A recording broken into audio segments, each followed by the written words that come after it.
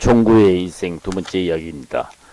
부산 방면으로 갔던 경찰이 안성에 들어오기 시작했고, 그간 인민군들에게 부역했던 그 멋있는 청년은 어딘가 사라지고, 종구는 당시 국민학교에 다닐 수 있게 되었지. 그런데 가을이 오고 겨울이 다가오자 피난 보따리를 싸기 시작하는 거야.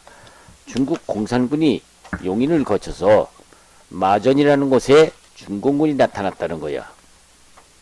조근에도 피난 보따리를 싸가지고 남쪽에 있는 금강면 복골이라는 곳으로 피난길을 떠나기로 하였지. 안성에서 진천 쪽으로만 피난민을 가도록 했기 때문에 북쪽에서 걸어오는 피난민 인파로 금강면 길은 인산 인해가 되었지. 군 작전상 안성에서 천안 방면, 평택 방면, 죽산 방면은 모두 피난을 못 가게 해서 험한 차량 산맥을 넘어야 하는데, 피난민들의 행렬은 가도 끝이 없었지. 1951년 찬바람이 이 피난민들이 있고 있는 곳에 깊이 파고들고 있었지만은 종군회라고 별다를 거 없었지. 복골이 작은 할머니 집에도 도착하니 복골이 작은 할머니 식구들은 이미 청주 방면으로 일찌감치 떠났고, 주인 없는 빈집은 먼저 빈집에 자리를 잡은 북에서 피난 온 사람들로 북새통이었지.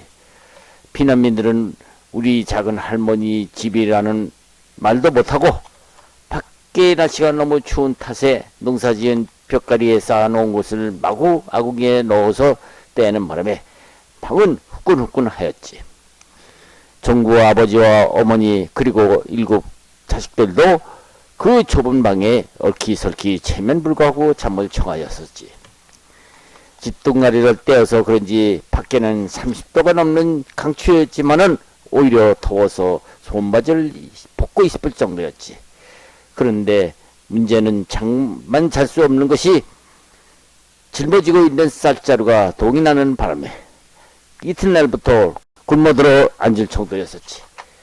그래서 할머니는 비워놓고 나온 집의 땅속에 묻어놓은 식량쌀을 가져오겠다면서 할머니가 안성 시인의 종군의 집으로 다시 가겠다는 바람에 종구의 아버지 어머니는 지금 안성 시내는 중공군이 들어와 있는지도 모르니까 들어가지 말라는 것을 무릅쓰고 할머니는 설마 늙은이를 죽이겠나니 하면서 싱글벙글 안성 이 집으로 향했지.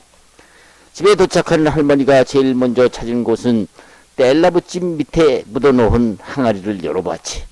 그런데 그 묻어놓은 쌀이 모두 사라지고 빈 항아리인 거야. 할머니는 크게 실망하였지. 할머니는 종구에게 손자가 예집까지 어른 동안 배가 고팠을 것이라면서 항아리에 조금 남은 쌀 찌끄러기를 긁어 밥을 짓기 시작했지. 종구는 할머니의 고민을 아는지 모르는지 오래간만에 돌아온 동네를 한 바퀴 돌아보기로 했어. 그런데 웬걸 집집마다 모두 빈집이야. 이럴 수가. 철이네 동석이네 모두가 빈집이야. 대문은 쓰러져 있고 잠가놓은 방문은 모두 부서져서 나둥그러져 있고, 사람들이라고는 눈을 씻고 찾아볼래야 개미새끼 한 마리도 안 보이는 집들만 보였지. 이때에서 야 얘야 너 피난 안 갔니? 하면서 누가 뒤에서 묻는 소리가 나는 거야. 순간 무섭기도 했는데 사람 목소리에 뒤돌아보니 국군 아저씨 한 사람이 종구를 보고 미소를 짓고 있었어. 종구는 그 국군 아저씨를 빤히 쳐다보니까 국군 아저씨는 왜 그렇게 보느냐? 이렇게 피난민들 간 집에 빈집들이 무서워서 그러냐? 하고 물었지. 종구는 대답이 없었고 고개를 끄덕이자 군인 아저씨는 야, 내 이름이 뭐냐? 종구예요. 종구? 그래, 그 종구 이름 좋다. 나하고 한번 이 동네 좀 돌아볼래? 하고 그 군인 아저씨는 종구에게 말을 건넸지요. 머리에는 권총을 차고 말하는 군인 아저씨가 무섭기도 했지만 너무나 따뜻한 말씨에 종구는 집에서 기다리는 할머니가 있다는 것을 잊어버리고 군인을 따라 나섰지. 그 군인 아저씨는 종구를 안심시키려는지 종구야, 여기가 37도 선이기 때문에 어제까지만 해도 여기를 일단 포기하려 했는데 다시 반격을 하게 되었다. 아저씨 반격이 뭐예요? 다시는 중국 놈들을 북쪽으로 못 들어오게 막아내는 거야. 이 말에 종구는 귀가 쫑긋했지. 그렇게 되면 더 이상 남쪽으로 피난을 갈 염려가 없다고 생각했기 때문이었지. 그날 종구와 군인은 동네를 한 바퀴 돌며 구경 아닌 구경을 하고, 할머니는 손자가 나가서 안 들어오는 것을 무척 걱정을 했는지 종구가 무사히 들어오자 너 어디 갔다 오니? 하고 조금 화난 듯한 모습을 했어. 종구는 할머니 조금 전 군인 아저씨 한 분을 만났는데 더 이상 피난 갈 필요가 없대요. 복거리 할머니 집에 가서 어머니를 모셔와요 했지. 할머니는 믿어지지 않는다는 듯이 그 군인이 누군데 그런 소리 하니? 하고 물었지.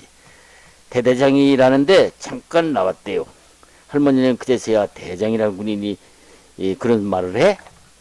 하면서 할머니는 종구를 끌고 복거리를 향해서 가족들을 남보다 먼저 안성으로 되돌아올 수 있었다고 했는지 부지런히 행했지.